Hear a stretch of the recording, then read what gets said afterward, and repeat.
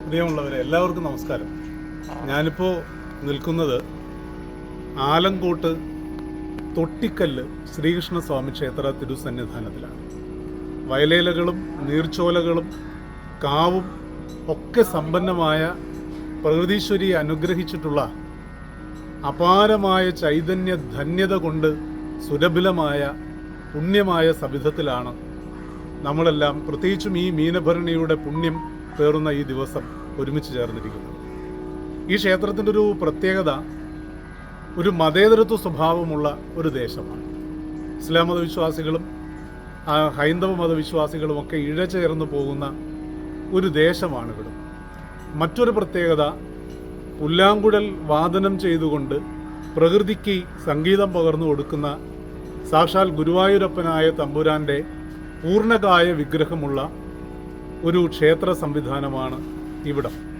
പാഴ്മുളം തണ്ടിൽ നിന്ന് പാട്ടിൻ്റെ പാലാഴി സൃഷ്ടിച്ച കാരുണ്യസ്വരൂപനായ ഭഗവാൻ ഒരിക്കലെങ്കിലും ഈ തിരുസന്നിധാനത്തിൽ എത്തുന്നവരെ ചേർത്ത് പിടിക്കാതെ പോയിട്ടില്ല എന്നുള്ളതാണ് പുണ്യാനുഭവങ്ങളുടെ കേന്ദ്രബിന്ദു എന്ന നിലയിൽ ഈ ക്ഷേത്രത്തെക്കുറിച്ച് പറയാനുള്ളത്. ഈ ക്ഷേത്രത്തിൻ്റെ പ്രതിഷ്ഠ നടന്നിട്ട് ഒരു വ്യാഴവട്ടക്കാലമാകുന്നു. അതിൻ്റെ ഭാഗമായി പ്രതിഷ്ഠ ആധാരശിലയിൽ ഉറപ്പിക്കുന്നത് അഷ്ടബന്ധം കൊണ്ടാണ്. ഈ അഷ്ടബന്ധ നവീകരണം നടത്തിക്കൊണ്ടിരിക്കുന്ന ഒരു സാഹചര്യത്തിലാണ് നമ്മളിവിടെ നിൽക്കുന്നത്.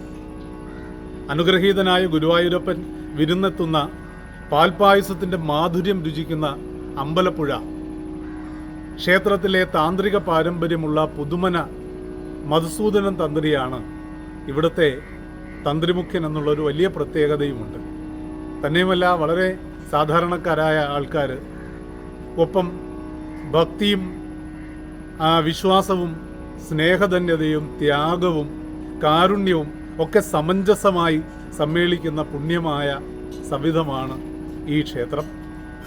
നമ്മൾ ഈ ക്ഷേത്രത്തെക്കുറിച്ച് കൂടുതൽ മനസ്സിലാക്കുകയും സാക്ഷാൽ ഗുരുവായൂരപ്പൻ തന്നെയായ ഈ പുണ്യമായ സവിധത്തിൽ വന്ന് ഭഗവാനെ ദർശനം നടത്തി സായുജ്യം നേടണമെന്ന് വളരെ വിനയത്തോടെ സ്നേഹത്തോടെ ഓർമ്മിപ്പിക്കുന്നു. എല്ലാവർക്കും സ്നേഹാദരങ്ങൾ. നന്ദി, നമസ്കാരം.